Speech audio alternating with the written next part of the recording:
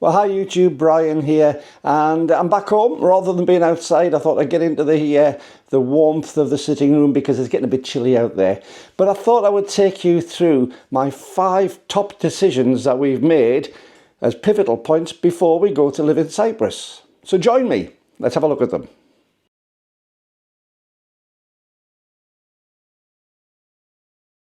Well, decision number 1 is about the house. We decide we're not going to buy a house in Cyprus, we're going to rent. And we're not going to sell the house that we've got over here in the UK either. We're going to rent that out to my son. There's various reasons for this, but my son needs a house. He's already living here, and rather than turf him out and get him to find somewhere else, he's got this home anyway. So it's going to end up as between him and his sister when we're gone. So we might as well rent the house out. He can look after it. It'll be his place, so whatever damage he does is what he inherits. But it means that we have an income which we can put towards the house in Cyprus for the rent out there. It's going to be quite sensible too, because I'm looking forward to keeping my caravan and a car on the drive over here. And when we do come over in the summertime, we can have a caravan holiday in the UK while we're working and living in Cyprus. And this is the ideal place to keep my caravan and my car safe, and he can get them serviced before we come across. So number 1, we're going to be renting in Cyprus, and we're going to be renting our house out in the UK.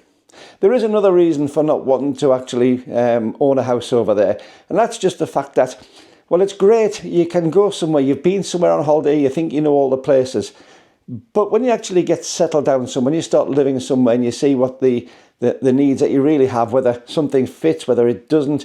And also, you know, I'm going to be working for the first 4 years, but I intend to retire when I'm 67. And it may be that we don't want to actually live really close to Paphos. One of the places I've been looking at is Latchi and Polis. I love Latchi and I love Polis. And so it may be a case we want to move up there. If we've invested in a house over there, then we're pretty much stuck unless we go through the rigmarole of sales and buying somewhere else. Whereas with a rental property, it's much easier to move. So number 1, we're renting our house out here to my son, and we're renting a house over there from someone else.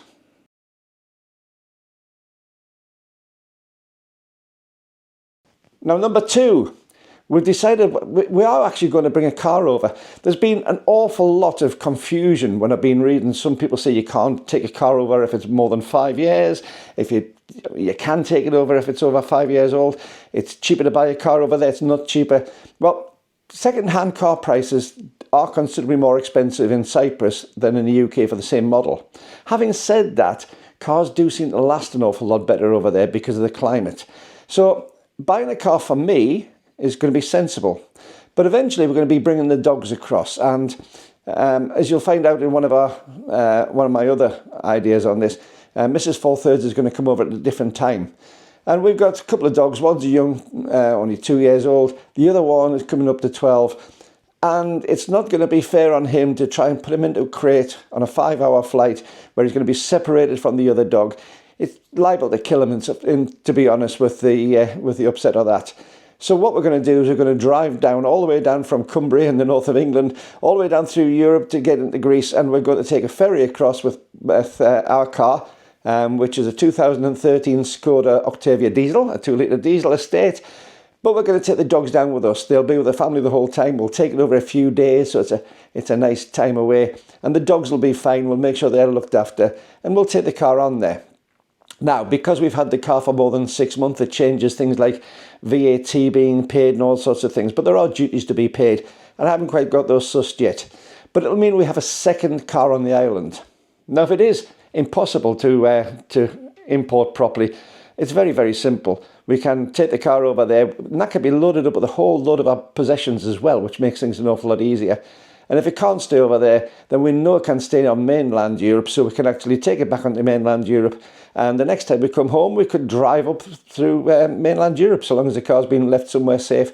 So we've got options, but the ideal thing is to take the car down there, have it as a second vehicle, because it means that I can maybe, if we need 2 vehicles, especially if we're living up in the hills somewhere, it could be very useful for my wife. But at the same time, we don't really want 2 vehicles over there, so it gives us an opportunity that we can maybe sell the one that I previously got and just run the Skoda into the ground. A lot up in the air, a lot depends on what's available. We need to get the details, but that's our basic plan. So number 2, we're taking a car over.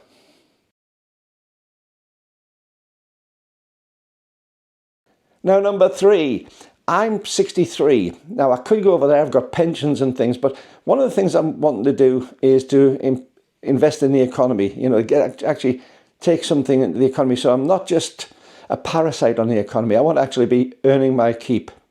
Now, until I'm 67, when my UK state pension kicks in, I do have a local authority pension and a Royal Air Force pension, and also a disability pension as well. I am registered as disabled, so they can go over and pay for all the bills and bits and pieces. But I'd like to get to the point where I can actually earn enough money to pay the rent on the apartment that we have, or the villa, or the flat, or whatever it is that we come out with.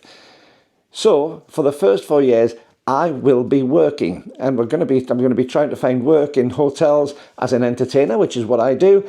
And I've been talking to a few people already. So my third decision is it will have to be a working start to our time in Cyprus, and that's fine. I'm quite happy with that.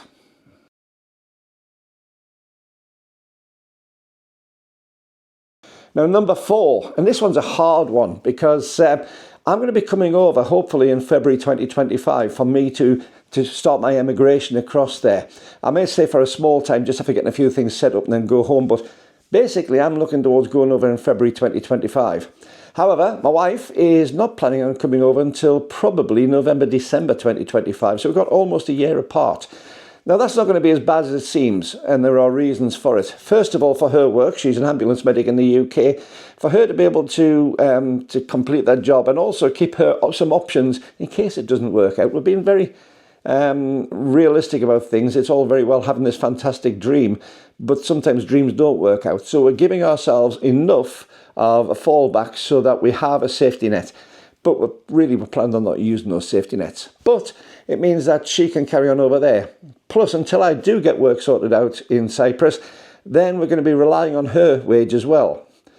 The other thing is, as well, as I mentioned a little bit earlier, the dogs, they can go across. So Sue can come across in late part of the year. She can bring the dogs. But from a dog's point of view, we've got a couple of cockapoos, which are fairly thick hair. And to take them over in the middle of a Cypriot summer would be cruel. So rather than do that, we're taking them over in November, December time, when the climate's going to be an awful lot more kind to them because of what they're used to. And that'll allow them to acclimatise before the big hot summer next year comes along. So she's going to be coming over later. It also means that it gets me the chance to get a house all sorted out, ready for rent, to get the work sorted, to get any insurances and visas and all the registrations that we're going to need when we move across there. Get them sorted out, get ourselves the proper information, find some people to help us over on it, and gives us some breathing space. Now, I've been used to the idea that we can be apart. I spent a lot of time in the Royal Air Force and in the forces. I was even posted the outer islands, so island life and having few resources really isn't a problem. In fact, the resources on Cyprus are considerably better than what I used to have in the Outer Hebrides, I can promise you that. And I got through that okay. But I will miss the idea of her being there. But because of her shifts, she works a part-time shift at the moment because she took an early retirement at 55. So she's actually got some of her pension already, but she went back, and because of her shift patterns, there are times where she can get 10 days to 14 days in a row where there's no work that she needs to go to, which is between her shifts. And the idea is that she can jump on a plane, come out to where I am, we can have 10 days to a fortnight together regularly through the year until it's time for her to come out. And then we bring the car out. When she comes, we'll be bringing the car out and doing that long drive. It is a long drive, actually, all the way down from Cumbria to Cyprus. But that's what we're looking at for number 4, me coming out early before she does. Now, before I do number 5, a little request if I can. Don't forget, hit the subscribe button down in the corner there, the little red subscribe button, and that will subscribe to the channel. It costs nothing, but it does me a huge amount of good on the channel. And while you're down there, there's a little bell. Just give a tick in the all box, and that will notify you every time I upload a video to this channel. And before you finish down there, give a big thumbs up if you would, because a thumbs up combined with the subscription really makes it so that YouTube's algorithm will show these videos to more and more people.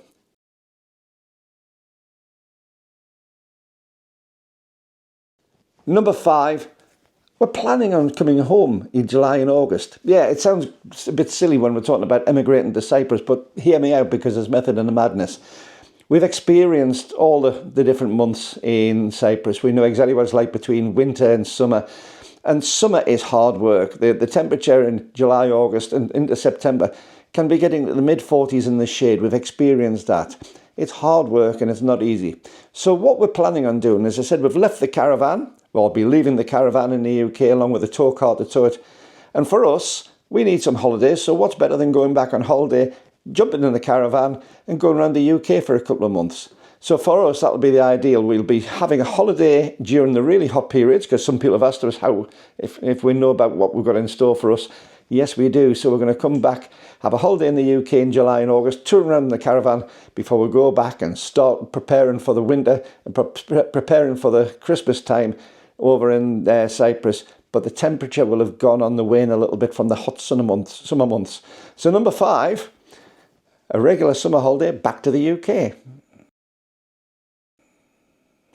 Now, thanks very much for watching this video. I know it's been a bit of a short one, but it gives you an idea as to where we're thinking, how our minds are working on this, and some of the planning that we're putting behind it. Now, if you do want to support the channel, I'm really looking forward to trying to get this channel monetized. The monetization of the channel is going, any money that we get is going to actually help us get to Cyprus and survive over there, because we do still need an income. We're not rich. We're not, we haven't got tens of thousands in the bank. We're coming over basically on pensions and sensible investment. So if we can get the channel monetized, it will really help. The other way you can help, apart from doing a subscription and the thumbs up, both of which are free, of course, is to, if you just look below, there is a buy me a coffee link in the description below. It'd be great, because that will all go towards helping the channel survive. And for those who already have, and there's a few who already have, thank you very much. It really is appreciated. However, till the next time, this is Brian with more of my ideas and tips for the path to Paphos. I'll see you soon. Bye-bye.